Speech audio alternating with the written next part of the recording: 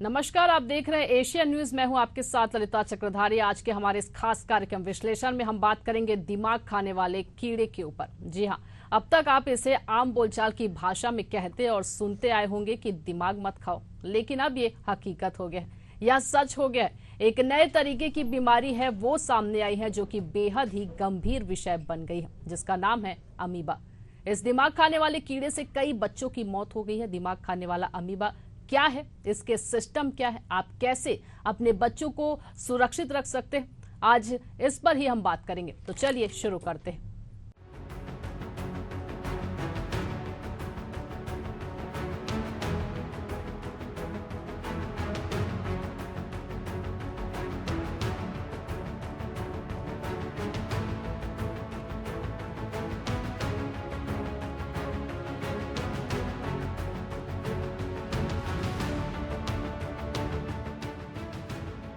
दिमाग खाने वाला कीड़ा अब दुनिया के लिए एक नई आफत बन गया है। जी हाँ, केरल में एक 14 साल के बच्चे की तालाब में गंदे पानी में नहाने से मौत हो गई। दरअसल बच्चे की अमीबा से होने वाली दिमागी संक्रमण की वजह से मौत हुई है। अस्पताल के सूत्रों के अनुसार ब्रेन इन्फेक्शन से पीड़ित लड़का उत्तरी केरल जिले के पयोली का रहने वाला है। डॉक्टरों के अनुसार उसे 1 जुलाई को अस्पताल में भर्ती कराया गया था, जिसके बाद उसमें संक्रमण की पुष्टि हुई। केरल में मई से अब तक दिमाग खाने वाले अमीबा के 4 केस मिले हैं। सभी मरीज बच्चे हैं, जिनमें से 3 की पहले ही मौत हो चुकी है।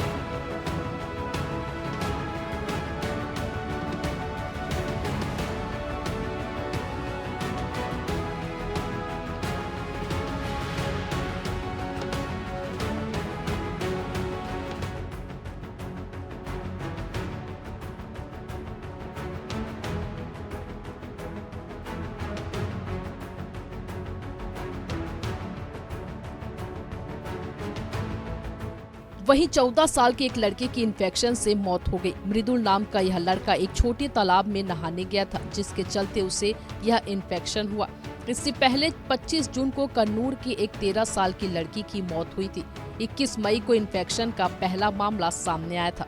राज्य के मलप्पुरम में 5 साल की लड़की की जान गई थी। इससे पहले यह बीमारी 2023 और 2017 में राज्य के तटीय अलपुझा जिले में रिपोर्ट की गई थी।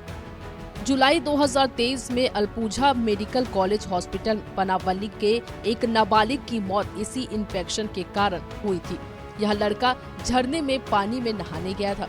केरल में अमीबा का सबसे पहला केस 2016 में आया था। इसके बाद 2019, 2020 और 2022 में एक केस मिला था।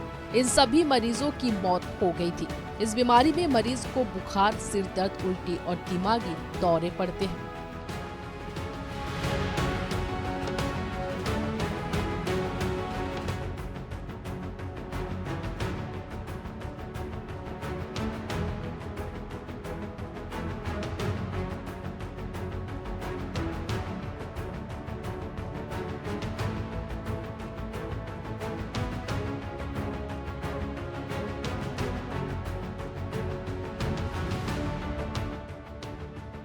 अब तक केरल से लेकर हरियाणा और चंडीगढ़ तक 22 लोगों की मौत हुई है, जिनमें से 6 मौत 2023 के बाद दर्ज की गई।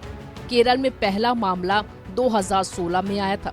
तब से अब तक यहां 8 मरीज मिले हैं और सभी की मौत हुई है। नई दिल्ली स्थित भारतीय आयुर्विज्ञान अनुसंधान परिषद के अनुसार 2019 तक देश में इस बीमारी के 17 मामले आए थे, लेकिन कोरोना महामारी के बाद कई तरह के संक्रमणों में उछाल देखने को मिला है। इसीलिए शायद अचानक से बढ़ी इस बीमारी के पीछे यह एक कारण हो सकता है। 26 मई 2019 को हरियाणा में एक 8 माह की बच्ची में यह बीमारी सामने आई। दुनिया भर में 400 से ज्यादा मामले सामने आए हैं। 1968 से 2019 तक अकेले अमेरिका में 143 मरीज मिले, जिनमें 139 की मौत हुई। पाकिस्तान में 2008 से 2019 तक 147 मरीज मिले। वहीं यूरोप में 24 और ऑस्ट्रेलिया में 19 मामले मिले हैं।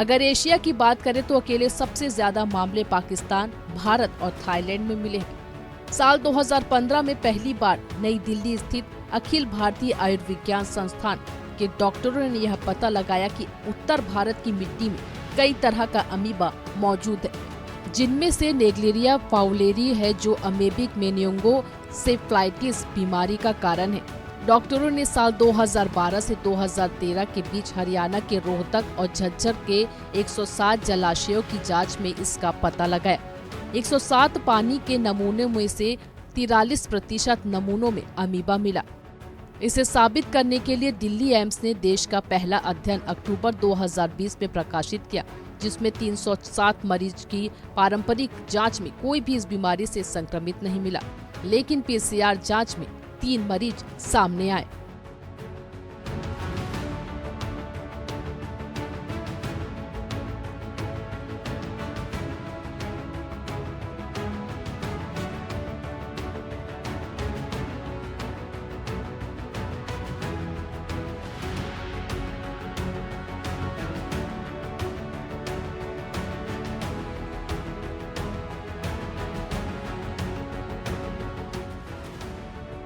इस घटना के बाद यह ब्रेन ईटिंग अमीबा सुर्खियों में बना हुआ है।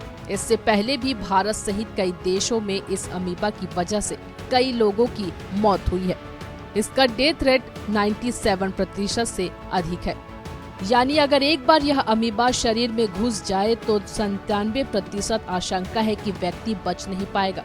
इसलिए इसे एक लाइलाज बीमारी भी माना जा रहा है। ये बीमारी मरीज के दिमाग के सेल्स को ही नष्ट कर देती है। गर्मी के दिनों में नदी या तालाब में नहाने का एहसास बहुत लाजवाब होता है, बशर्ते पानी साफ सुथरा और ठंडा हो। इसके अलावा पानी में कोई खतरनाक जीव जंतु ना हो। लेकिन नदी, तालाब, झरने या झील में नहाना खतरनाक भी हो सकता है, क्योंकि इस पानी में एक खतरनाक जीव के होने का खतरा है। यह एक फ्री लिविंग अमीबा है। संभव है आपने कभी इसका नाम भी नहीं सुना हो, क्योंकि खुद मेडिसिन जगत के लिए यह अपेक्षाकृत नया और एक चुनौती की तरह है। चलिए अब हम जानते हैं कि आखिर यह अमीबा है क्या।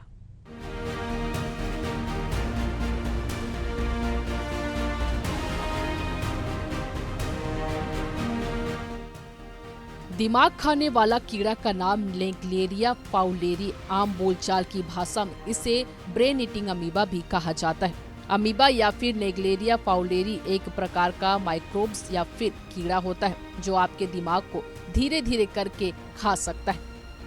इस कीड़े में अपना आकार बदलने की क्षमता होती है। आमतौर पर यह रुके हुए पानी, झील, गंदे स्विमिंग पूल, तालाब या फिर नहर आदि में पाया जाता है। गंदे पानी से नहाने पर यह आपकी नाक के रास्ते से दिमाग में घुस जाता है और ब्रेन के टिश्यू को क्षतिग्रस्त करना शुरू कर देता है। यह संक्रमण मामूली नहीं होता है। ज्यादातर मामलों में इसे नजरअंदाज करने से व्यक्ति की जान तक जा सकती है। इसलिए इसे ब्रेन ईटिंग अमीबा भी कहते हैं। ये मिट्टी, तालाब और झीलों जैसे पानी के स्रोतों में पाया जाता है। ये अमीबा 30 डिग्री सेल्सियस से ऊपर के तापमान में रहता है और 45 डिग्री सेल्सियस के तापमान को सहन कर सकता है। यह एक रेयर यानी दुर्लभ इन्फेक्शन। इसके मामले आमतौर पर जुलाई से सितंबर के बीच पाए जाते हैं, जब मौसम गर्म होता है। इससे संक्रमण के ज्यादातर मामले तालाब या जलाशयों में नहाने के कारण पाए जाते हैं। ये अमीबा वाटर एक्टिविटीज के दौरान नाक के रास्ते से दिमाग में पहुंच सकता है। ऐसा तब हो सकता है जब कोई इस अमीबा वाले पानी में तैरे या डुबकी लगाए। अब तक इसके ड्रॉपलेट से फैलने का सबूत नहीं है, यानी इंसानों से इंसानों में इसका संक्रमण नहीं पाया गया। इसके संक्रमण से दिमाग के ऊतकों को नुकसान पहुंचता है। अमेरिका के centres for disease control and prevention के मुताबिक इस संक्रमण में दिमाग के ऊतक नष्ट होने लगते हैं, दिमाग में सूजन आ जाती है और मरीज की मौत हो जाती है। चलिए अब आपको बताते हैं कि इसके लक्षण कैसे दिखते हैं, कैसे पहचान करें कि व्यक्ति अमीबा संक्रमण से संक्रमित है। अमीबा से संक्रमित होने पर व्यक्ति की शरीर 1 से 12 दिनों तक लक्षण नजर आ सकते हैं। ऐसे में तेज बुखार आने के साथ ही उल्टी होने और जी मचलाने जैसी समस्या होती है। ऐसे में ब्रेन और स्पाइनल कार्ड के आसपास सूजन आ जाती है और फिर गले में जकड़न भी हो सकती है। इस स्थिति में कई बार सोचने समझने में कठिनाई होने के साथ ही सिर में तेज दर्द होता है। कुछ मामलों में व्यक्ति कोमा में भी जा सकता है।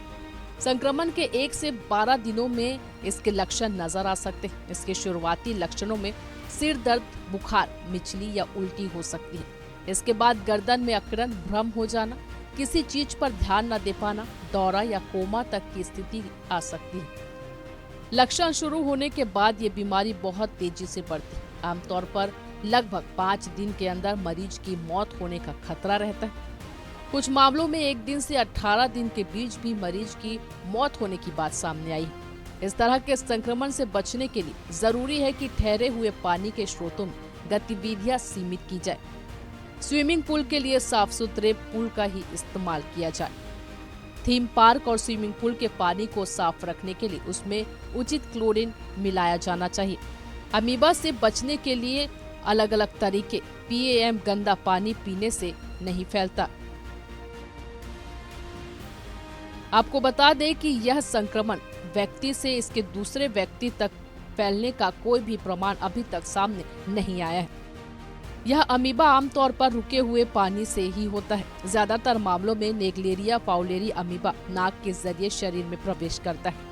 ऐसे में इससे बचाव के लिए बेहतर होगा कि आप नदी, तालाब, झरनों या फिर स्विमिंग पूल में नहाने से बचें। जब व्यक्ति इन जगहों में मौजूद पानी को अपने मुंह में डालता है तो ये अमीबा नाक के जरिए सीधे दिमाग तक पहुंच जाता है और ब्रेन टिश्यूज खाने लगता है। अमीबो संक्रमण से बचने के लिए आपको नल का पानी इस्तेमाल करने की बजाय उबला हुआ पानी पीना चाहिए। पानी से बैक्टीरिया और जर्म्स निकालने के लिए आप फिल्टर का इस्तेमाल कर सकते हैं। इससे बचने के लिए झील, तालाब या फिर रुके हुए पानी में नहाने से परहेज करना चाहिए।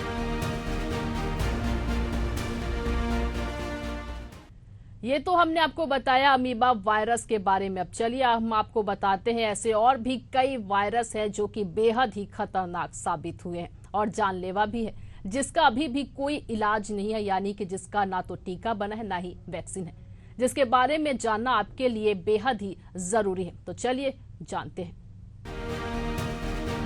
कोरोना महामारी के बाद से ही हर कोई अपनी सेहत को लेकर काफी सतर्क हो चुका है। इस भयंकर बीमारी ने दुनिया भर में कई लोगों की जान छीन ली थी।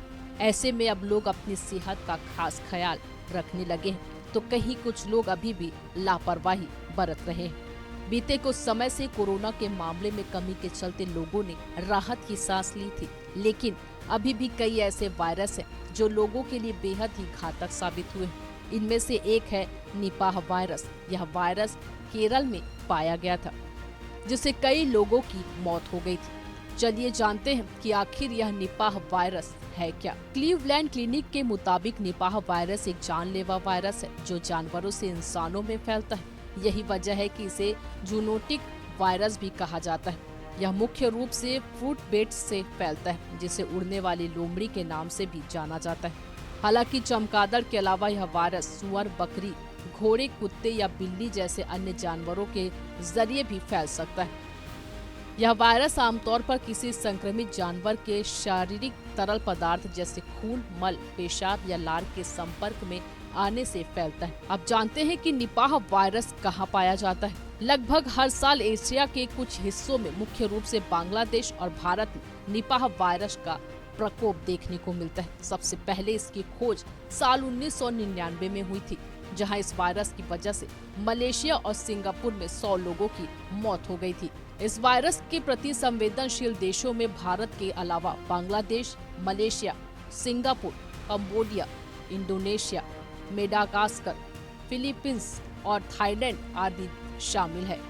निपाह वायरस के आखिर लक्षण कैसे होते हैं? आमतौर पर इस वायरस के संपर्क में आने के 4 से 14 दिनों के अंदर लक्षण नजर आने शुरू हो जाते हैं। शुरुआत में पहले बुखार या सिर दर्द और बाद में खांसी और सांस लेने में कठिनाई जैसी समस्याएं होती हैं। वहीं इंसानों के लिए निपाह वायरस जानलेवा साबित हो सकता है।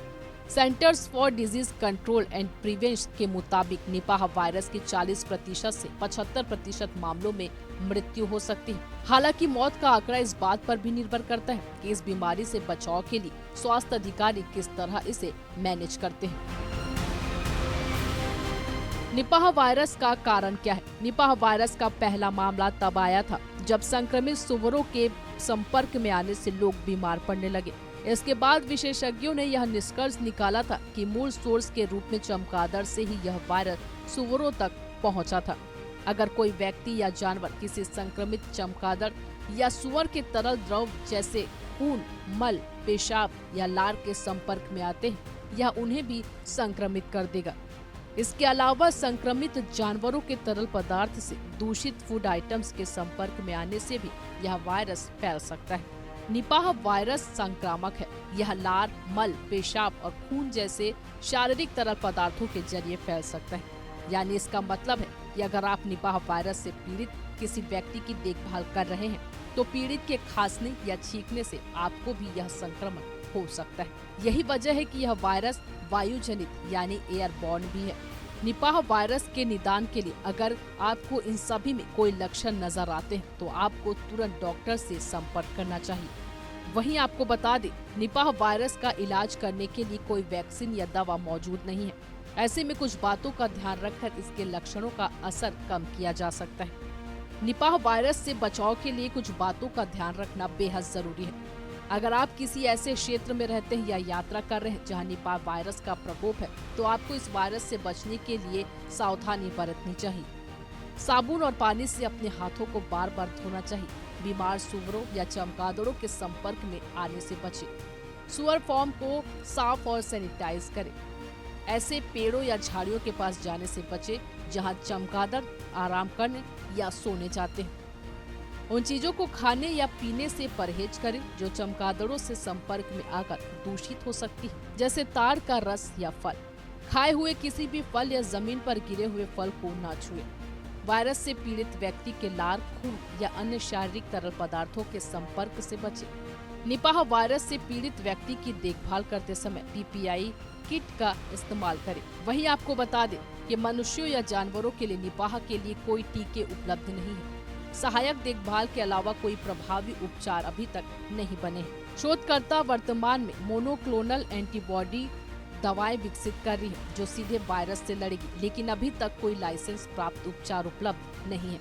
यह वायरस कई देशों में अपना प्रकोप फैला रहा है। इसे पहली बार 1999 में पहचाना गया था।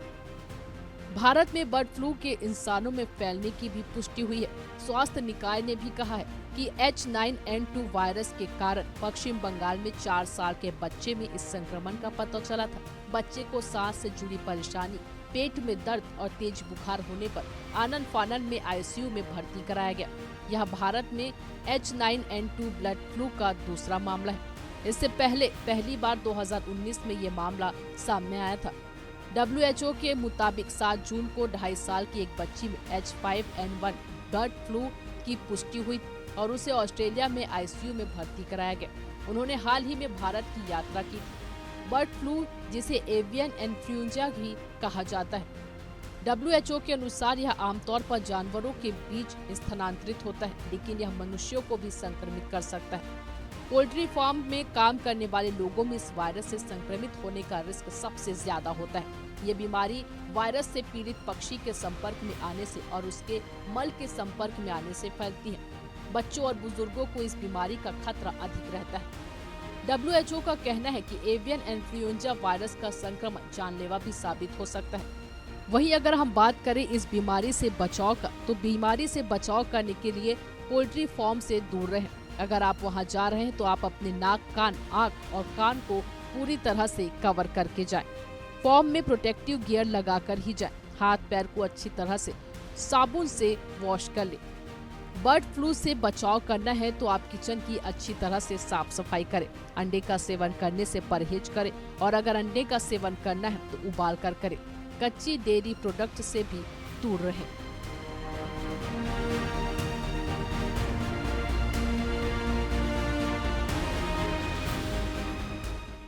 जब भी आप बीमार होते हैं तो लोग अक्सर कहते हैं कि आप किसी वायरस या बैक्टीरिया की वजह से बीमार हुए। हालांकि आप बैक्टीरिया की वजह से बीमार हुए या फिर वायरस की वजह से, इस पर कोई ध्यान नहीं देता। कुछ लोगों को तो यहाँ तक लगता है कि ये दोनों ही एक होते हैं। हालांकि ऐसा नहीं है, दोनों एक दूसरे से बिल्कुल अलग होते हैं और दोनों से होने वाली जो बीमारियां वो भी अलग होती हैं। दोनों से होने वाली बीमारियों का इलाज भी अलग अलग तरीकों से होता है।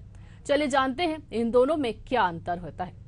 बैक्टीरिया और वायरस में काफी अंतर होता है। बैक्टीरिया एक कोशिका वाले जीव होते हैं। बैक्टीरिया अपने आप प्रजनन करते हैं। जीवाणु संक्रमण का इलाज एंटीबायोटिक दवाओं के साथ किया जा सकता है। बैक्टीरिया जीवित कोशिकाएं हैं जो स्वयं को फिर से उत्पन्न कर सकते हैं। बैक्टीरिया अरबों वर्षों से पृथ्वी पर मौजूद है। बैक्टीरिया वायरस से बड़े होते हैं। बैक्टीरिया की अपनी मेटाबॉलिज्म प्रक्रिया होती है और वे ऊर्जा का उत्पादन कर सकते हैं। बैक्टीरिया और वायरस दोनों ही बीमारियों का कारण बन सकते हैं। बैक्टीरिया सीधे संपर्क दूषित भोजन या पानी या हवा के माध्यम से फैल सकता है। वहीं वायरस बहुत छोटे होते हैं और उनमें कोशिका नहीं होती। वायरस को प्रजनन करने के लिए एक मेजबान कोशिका को संक्रमित करने की आवश्यकता होती है। वायरस से होने वाली बीमारी को एंटीबायोटिक दवाओं से ठीक नहीं किया जा सकता और इससे लड़ने के लिए एंटीवायरल दवाओं या इम्यून सिस्टम की आवश्यकता होती है। वायरस निर्जीव कण होते हैं जिन्हें फिर से पनपने के लिए एक मेजबान सेल की आवश्यकता होती है। वायरस की उत्पत्ति स्पष्ट नहीं है और माना जाता है कि वो या तो बैक्टीरिया या सेलुलर जीवों से विकसित हुए हैं। वायरस बहुत छोटे होते हैं, आमतौर पर 20 और 300 नैनोमीटर के बीच मापते हैं।